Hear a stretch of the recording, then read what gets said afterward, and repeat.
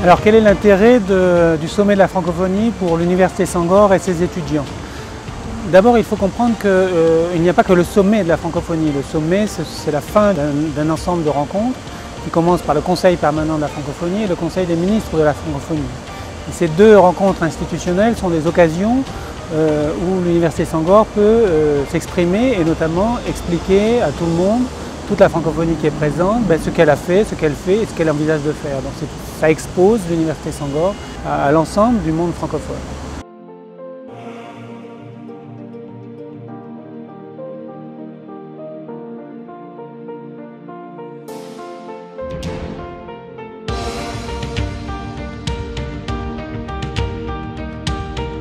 Pour nous, c'est important pour notre université d'être présent dans ces grandes messes de la francophonie, puisque vous savez, en dehors des rencontres des chefs d'État politiques, il y a beaucoup d'activités qui se déroulent en marge du sommet.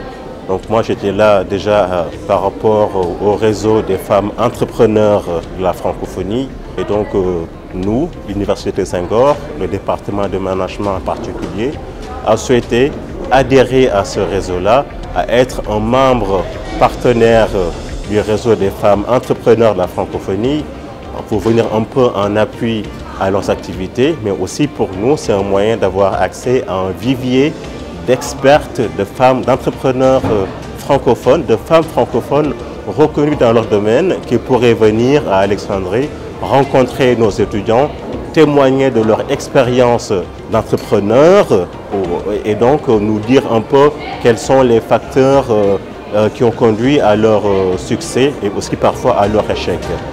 Et plus généralement, la francophonie pour nos étudiants, c'est quoi? C'est un espace.